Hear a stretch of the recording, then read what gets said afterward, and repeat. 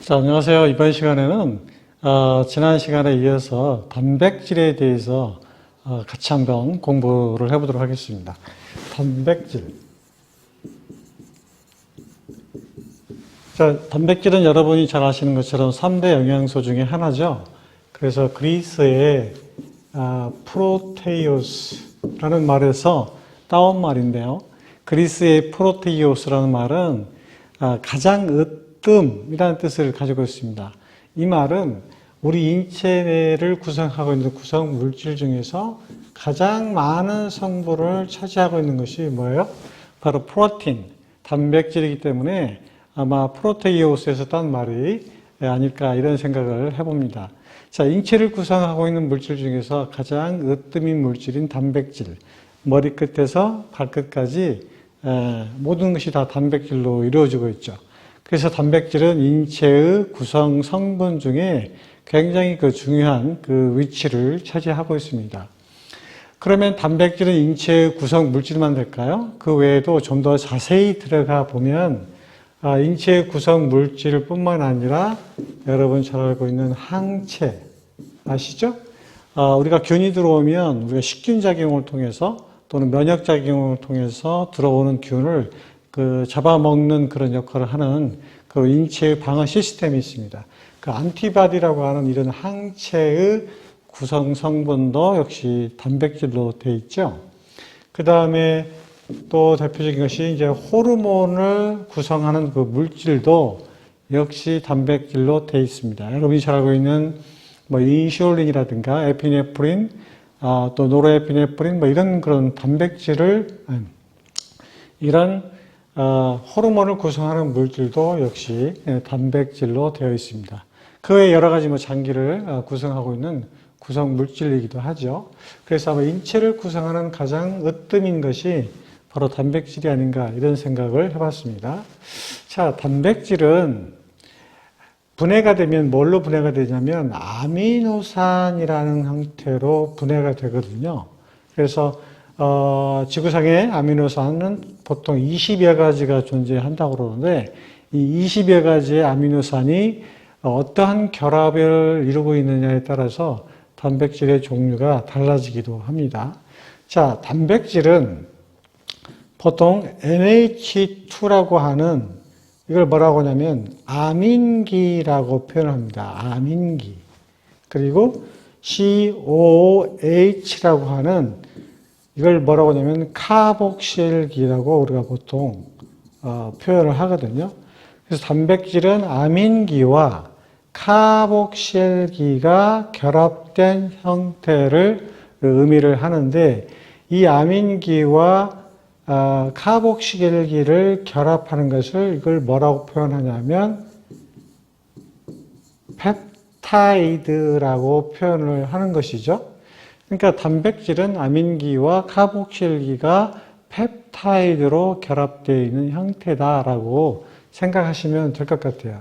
따라서 이 펩타이드는 결합의 형태에 따라서 다이펩타이드와 그 다음에 폴리펩타이드로 이렇게 구분이 되는데요.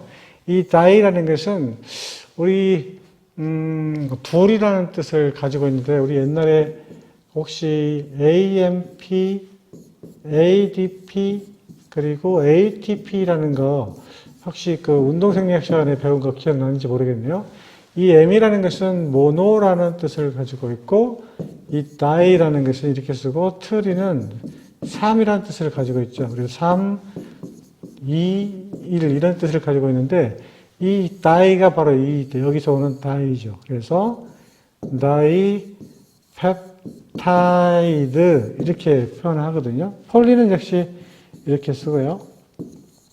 폴리펩타이드. 그러니까 이런 아미노산과 또 하나의 아미노산 두 개가 연결되어 있는 그런 결합을 보통 다이펩타이드라고 하고 두 개 이상, 세 개 이상 이렇게 결합되어 있는 것을 보통 폴리펩타이드라고 이렇게 표현을 하고 있습니다.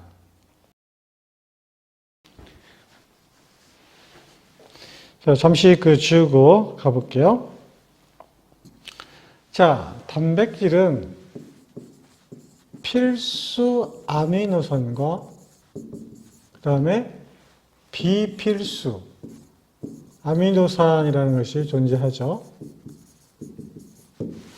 자, 필수라는 것은 무슨 뜻이냐면 우리 인체 내에서 합성이 되거나 만들어지지 않기 때문에 반드시 어떤 외부의 그 음식, 외부의 근원을 통해서 우리가 섭취를 해야 되기 때문에 그걸 필수 아미노산이라고 그러고, 비필수는 당연히 우리 몸에서 합성이 되거나 만들어지기 때문에 따로 그 어떤 음식이나 근원을 통해서 꼭 섭취하지 않아도 되는 그런 그런 아미노산을 비필수 아미노산 이렇게 구분하거든요.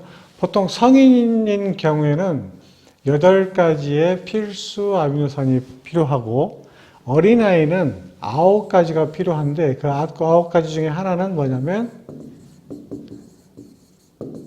히스타민이라고 하는 필수 아미노산은 어린아이 때는 만들어지지 않기 때문에 어린아이들은 9가지, 성인인 경우에는 8가지의 필수 아미노산을 반드시 섭취하도록 되어 있습니다.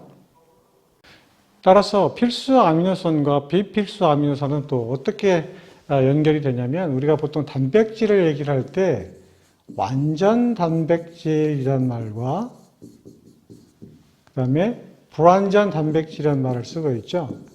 불완전 단백질. 단백질을 이렇게 구분할 때 여러 가지로 이렇게 구분하게 되는데, 자, 완전 단백질과 불완전 단백질이라는 것은 무슨 의미냐면, 이 필수 아미노산이 모태가 되는데, 8가지의 필수 아미노산이 다 들어있는 식품을 우리가 뭐라고 표현하냐면, 완전 단백질이다 이렇게 표현하고, 이런 필수 아미노산이 결핍되어 있는 단백질을 우리가 불완전 단백질 이렇게 표현하고 있습니다. 그러면 단백질은 우리가 동물성에서도 우리가 보충할 수도 있고 식물성에서도 단백질을 보충할 수도 있는데, 대부분 일반적으로 완전 단백질 식품은 거의 다 동물성 식품에 많이 들어 있습니다. 따라서 단백질을 섭취하는 형태는 식물성보다는 동물성 형태로 섭취를 해야만이 우리가 우리 몸에서 필요한 그 필수 아미노산을 다 섭취할 수 있는 그런 식품이 되는 것이죠. 따라서 이런 그 식물성에 들어있는 단백질 식품은 콩을 제외한 다른 일반적인 그 식물성 단백질은 섬유소라는 것이 있기 때문에 우리가 섭취할 때 섭취에 방해가 되기 때문에 그 많은 단백질이 섭취하기가 어렵고, 또 필수 아미노산이 결핍되어 있어서 불완전 단백질이라고 이렇게 얘기하는 것이죠. 따라서 식물성보다는 동물성에서 우리가 단백질을 섭취하는 것이 좋겠다, 이런 말씀을 드릴 수 있겠네요. 자, 단백질 중에서 여러분이 또 한 가지 알아야 될 것이 뭐냐면 생물가라는 게 있습니다. 생물가라는 것은, 단백질은 유기질이죠. 그래서 시, 탄소, 수소, 산소, 그리고 질소라는 것이 포함되어 있어요.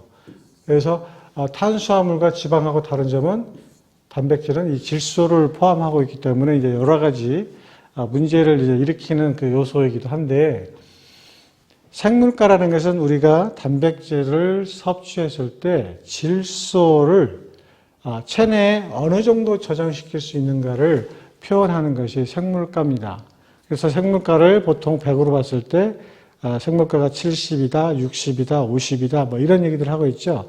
그래서 이 생물가가 높으면 높을수록 단백질 흡수가 좋다는 것을 의미를 하는 것이죠. 따라서 여러분이 생물가가 뭘 의미하는지에 대해서 좀 알 필요가 있겠네요. 생물과와 관련된 식품을 보면 보통 소고기나 닭고기, 역시 동물성 식품이죠. 이런 육류 쪽의 식품들의 생물가가 굉장히 높아요.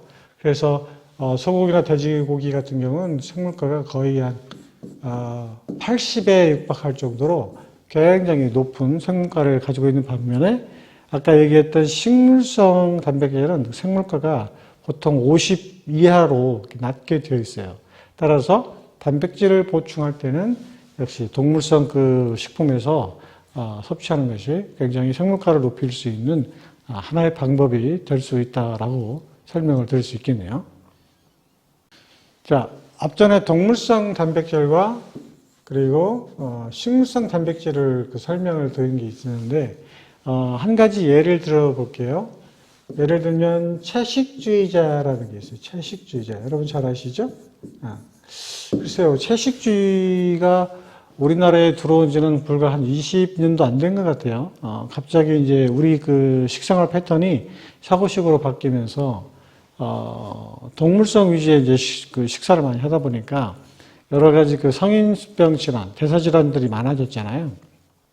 그러다 보니까 이제 먹는 그 시기에 대해서 많이들 그 제한을 두는 그 경향이 있어 왔죠.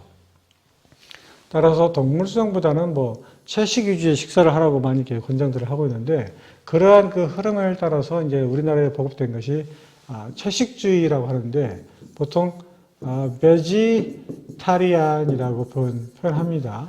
그런데 우리나라에 맨 처음 채식주의가 들어올 때는 굉장히 그 엄격한 그런 채식. 그러니까 보통 내가 채식주의다 그러면 고기, 육류는 하나도 먹지 않고 오로지 식물성만 섭취한다. 이런 그 잘못된 습관에 의해서 채식만 막 강조하다 보니까 채식만 섭취하다 보니까 한 달 정도 막 그런 그 채식 식단을 하다 보니까 결국에 이제 쓰러져 버리죠.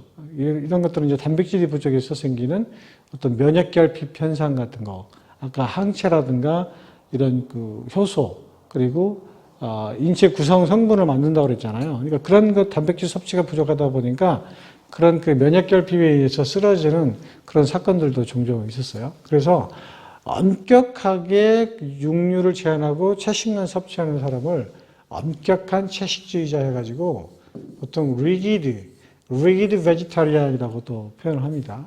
그 다음에 락토 베지타리안이라는 게 있어요. 락토. 이건 무슨 말이냐면 채식을 하긴 하는데 락토라는 것은 유제품을 뜻하는 거거든요. 우유라든가 치즈라든가 버터와 같은 그런 유제품을 같이 먹는 채식주의자. 그 다음에 락토 오보 베지타리안이라는 것이 있습니다. 유제품도 먹고 그리고 오보라는 것은 이제 주로 그 조류에서 생기는 알, 뭐 계란이라든가 뭐 메추리알이라든가 이런 거 다 좋습니다. 이런 그 알과 같은 식품도 같이 섭취하는 채식주의자. 그러면 엄격한 채식주의자, 유제품과 채식을 섭취하는 사람, 유제품과 알과 그 다음에 채식을 섭취하는 사람.